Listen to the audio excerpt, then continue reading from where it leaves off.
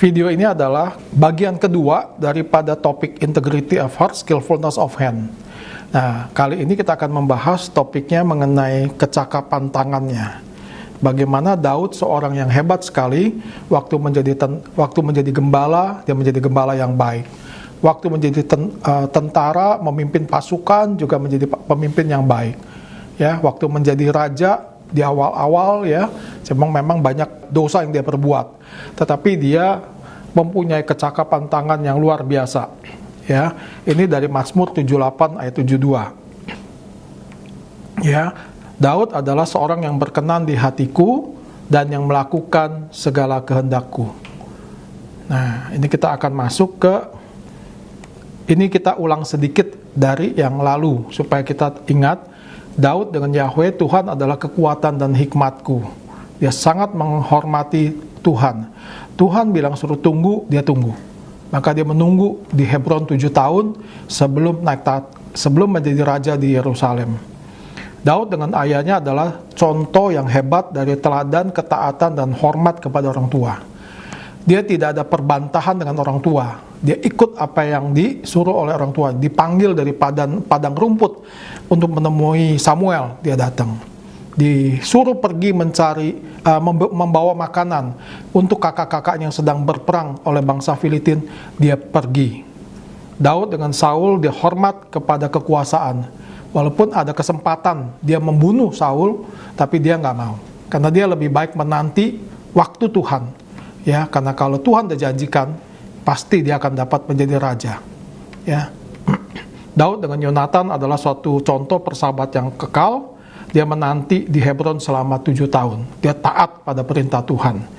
Nah, yang kedua kita akan bahas mengenai kecakapan tangan dan menuntun mereka dengan kecakapan tangannya.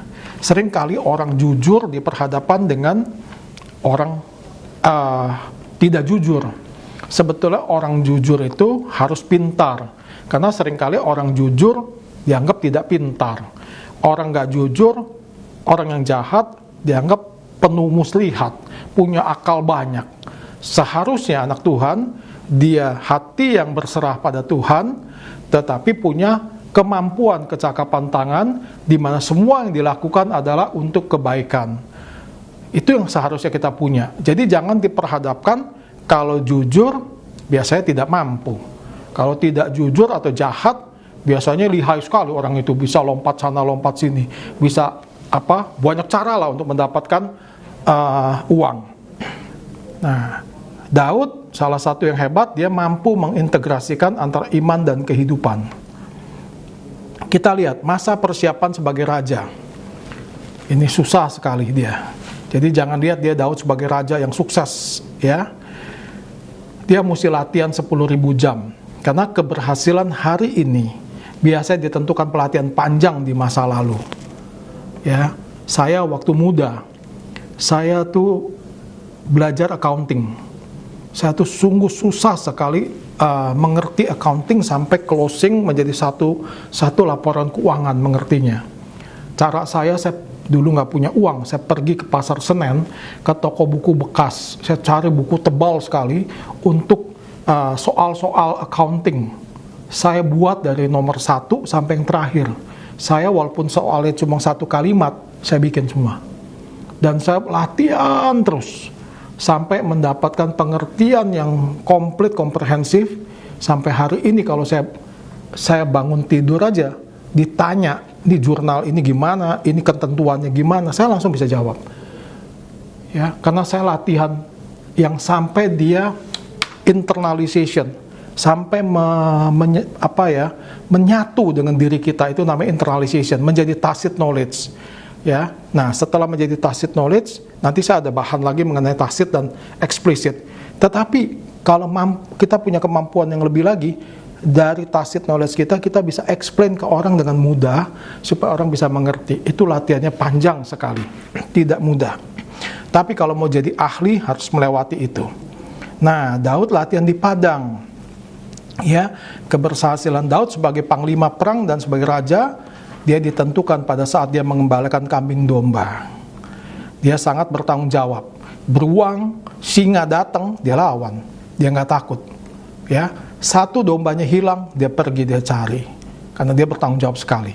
Kemudian, semua ini menjadi landasan untuk masa depan. Karena masa latihan yang sangat berharga untuk tanggung jawab yang akan diberikan Tuhan di masa akan datang. Terus ada yang bilang, Pak, latihan ini kan di padang rumput, mengembalakan domba. Nanti kan dia memimpin pasukan, dia menjadi tentara, dia menjadi raja. Sama nih latihannya. Nah, nanti sebentar sebelum ini ya, ada satu slide yang tadi saya katakan. Masa persiapan tidak dikenal, kesepian, monoton, rutinitas yang menjemukan. Ini saya pernah bahas mengenai orang biasa mengerjakan perkara luar biasa.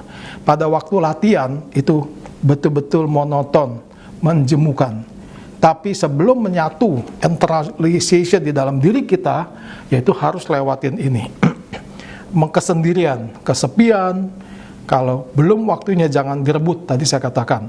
Kalau sudah waktunya akan datang sendiri. Tetapi yang sulit membedakan. Ini di depan nih, kita mesti tangkap, ini Tuhan yang kasih kan. Itu pencobaan, kita nggak tahu. Kita ambil, bayarnya mahal sekali.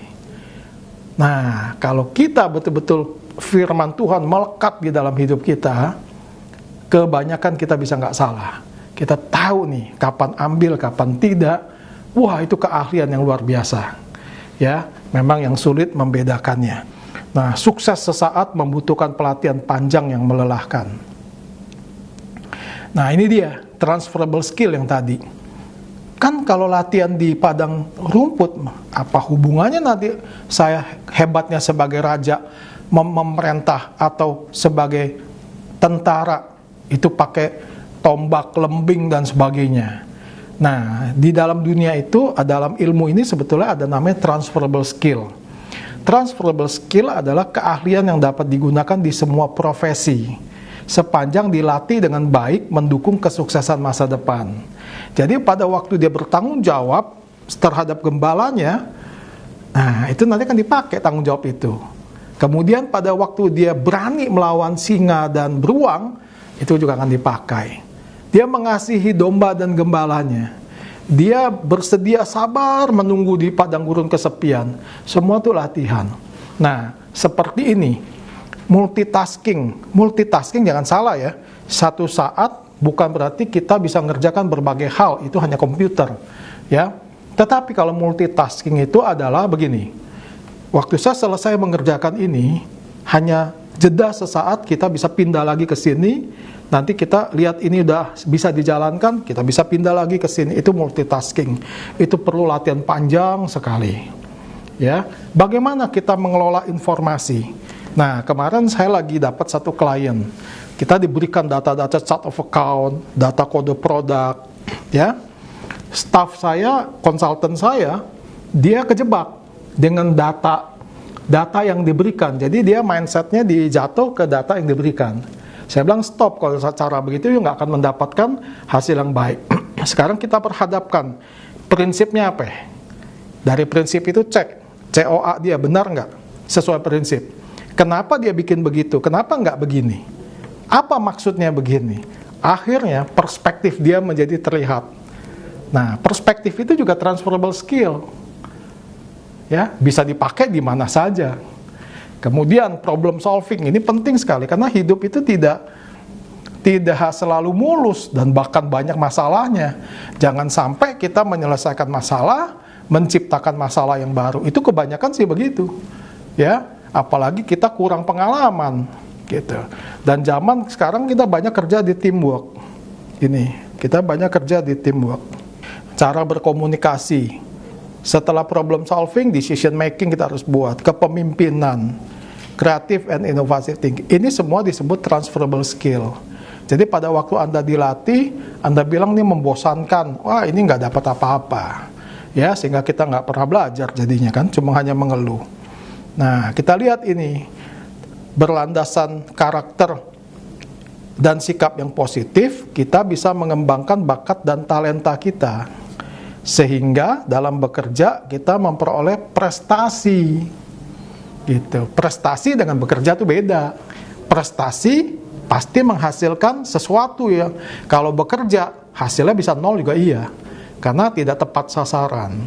Nah, ini dengan gambar yang lain, dengan berlandaskan karakter dengan sikap yang positif, mengembangkan bakat dan talenta agar dalam bekerja dapat berkarya, menghasilkan prestasi. Kalau hanya bekerja saja, belum tentu menghasilkan yang baik. Ingat nih, bekerja bukan hanya untuk menghasilkan uang. Prinsip ini saya pakai dari muda. Saya dulu kerjanya luar biasa dah, bisa 14 jam, 15 jam sehari waktu muda. Ya, dan prinsip saya tidak bekerja untuk mencari uang. Tetapi anehnya pada waktu saya hanya mau bekerja untuk menghasilkan prestasi. Tapi yang hebatnya, waktu prestasi tercapai, atasan saya melihat uang itu mengalir terus ke saya. Jadi kalau Anda mengejar uang, uang lari dari Anda. Anda mengejar prestasi, hasil akan datang uangnya kepada Anda. Ini prinsip mesti dipegang.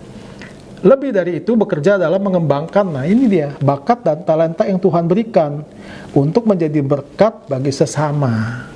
Ya, kita nggak boleh egois. Saya nggak katakan buat diri sendiri. Anda nggak usah dikatakan, dinasehatin pasti buat diri sendiri. Nah, seringkali kita lupa menjadi berkat buat sesama. Nah, ini pernah saya sebutkan juga, saya agak singkat aja. Manusia yang berkualitas pasti akan bekerja dengan berkualitas. Kalau bekerja dengan kualitas, pasti menghasilkan produk atau jasa yang berkualitas. Nah, jasa produk yang berkualitas akan menimbulkan customer satisfaction, sehingga mempunyai hidup yang berkualitas. Jangan dibalik, minta hidup dulu ini berkualitas, ngejar uangnya dulu. Bayar dulu, saya di muka uangnya. Saya pernah dulu mau join venture ya, saya sebagai konsultan, ada orang mau join venture di satu bidang usaha, dia udah mulai jalan, cuma memang belum besar. Baru di store pertama uang, dia beli arloji Rolex, bukan diinvestasi, ini kenyataan. Ya, saya kaget sekali. Hah, uangnya dibeliin arloji Rolex? Lah, nggak tepat yuk kerja sama orang seperti ini. Saya bilang, yuk bukan dia orang yang mau kerja keras menghasilkan uang. Dia dapat uang orang tanpa malu, dia beliin jam Rolex, ini cuma menjual, dia bungkus aja. Nggak bisa, itu cuma kualitas hidup. Harusnya kualitas hidup kita ditentukan dari hasil karya kita. Hasil karya kita karena kita kerja yang baik. Pekerjaan yang berkualitas, pertama kita harus bekerja pekerjaan yang perlu. Seringkali ya kita bekerja gini, ini yang perlu, tapi ini yang enak nih. Gue kerjaan dulu yang ini dah. Ya, yang perlunya kita pending. Yang perlu kurang enak. Nah, kita mesti tahu, walaupun ini kurang enak kerjanya, tapi ini penting, kita harus kerjakan dulu, karena kita harus jelas punya goal yang efektif dan jelas. Kemudian setelah tahu kita mesti kerjakan apa, kita harus lakukan dengan cara yang benar. Ini latihan 10.000 jam. Ya, ini efisien. Kalau Anda tidak latihan, nggak mungkin Anda bisa kerja dengan benar. Tahapan-tahapan. Saya waktu mengimplementasikan software, itu jelas ada implementation methodology. Salah satunya adalah schedule, tahapan. Tahap 1 mesti apa, tahap 2 apa. Nah, itu bukannya berjalan begini, itu seringkali itu kayak seperti circle. Ada mundur sedikit, maju sedikit. Mundurnya nggak boleh kebanyakan, majunya nggak boleh kebanyakan. Dan waktu mesti dilihat, itu nggak gampang. Ya, itu yang dikerjakan dengan cara yang benar. Itu hanya bisa dilakukan, diomongin gampang. Anda mengerti ini gampang, supaya bisa 10.000 jam. Kenapa? Dengan 10.000 jam, kita bisa menjadikan budaya kerja kita. Ya, sehingga lakukan pekerjaan yang perlu dengan benar sejak dari awal dan seterusnya, itu budaya. Utamakan pencegahan daripada perbaikan. Jangan main tembak langsung, baru mikir. Itu, kita nggak boleh itu. Nah, ingat, setiap pekerjaan merupakan suatu tantangan untuk maju selangkah lagi. Sering kali kita ketemu tantangan, kita nangis dah. Kita perih hati kita, aduh kok banyak ini. Tapi saya tanya dengan jujur, di tengah kesuksesan, kita bisa belajar apa? Tapi di tengah banyak masalah, seringkali kita bisa belajar banyak hal. Saya pernah baca satu buku, Berani Berharga, Mengikut Kristus. Di sana buku itu disebutkan, pada waktu kita diantuk sama tawon, sakitnya luar biasa, bengkak gitu ya, kita nggak boleh konsentrasi di sakitnya. Kita harus konsentrasi di apa? Pelajaran apa yang saya bisa dapat dari saya diantuk tawon? baru kita bisa dapat manfaat. Sakitnya ini kebayar karena kita dapat pengalaman. Kalau kita hanya mengeluh, ngomel, waduh, ini tawon dari mana nih? Siapa yang masukin tawon ke sini? Nggak dapat apa-apa. Tapi kalau kita belajar, aduh, sakit sekali nih. Apa yang saya bisa belajar dari sini? Kita akan dapat banyak hal. Nah, kita pikirannya juga harus continuous improvement. Ya, konsep ini adanya di Quality Management System, ya, QMS. Kemarin saya baca mengenai innovation, tentang innovation juga namanya continuous innovation. Jadi kalau kamu inovasi, itu nggak bisa cuma satu doang. Yang namanya inovasi itu terus-menerus naik. Untuk continuous improvement, menempa diri menjadi manusia yang memiliki integritas dan skill. Ini landasan kita, basic kita. Ya, kalau kita banyak curang sama orang atau apa, biasanya nggak naik. Ya, biasanya bermain di seputar itu saja. Ya, kemudian untuk melakukan pekerjaan yang baik, kita harus bekerja dengan efisien dan efektif agar menghasilkan buah untuk melayani sesama, berkarya, yang pada akhirnya menjadi kita pribadi yang dewasa dan berkenan kepada Allah. Harusnya ini yang kita tuju. Di zaman yang semua menuju ke uang. Di zaman yang menuju ke uang. Mungkin ini perkataan saya tidak populer. Tetapi inilah yang kita mesti lalui sebagai orang Kristen. Pada akhirnya, saya tuh menemukan tuh 30 tahun yang lalu mungkin. Apa tuh kepemimpinan? Bagi saya, kepemimpinan itu definisinya adalah mudah sekali. Melayani kebutuhan bawahan. Kalau kita nggak melayani, kita memberi bimbingan, pelatihan, dan pengarahan supaya bawahan tuh mampu. Nah, sehingga waktu dia dikasih tugas, selesai dengan baik. Ya, jadi berjiwa melayani, saling melayani. Itu kan prinsip firman Tuhan. Jadi kalau jadi atasan, jangan jadi bos. Tunjuk sana, tunjuk sini. Mereka salah, kita omelin lagi. Itu bukan prinsip firman Tuhan. Kita harus memberi bimbingan kepada bawahan, mengarahkan supaya dia bisa kerjakan pekerjaan. Ya, itu tugas daripada atasan. Ya, nah demikianlah topik kali ini. Kiranya saya harap bermanfaat bagi kita semua. Amin.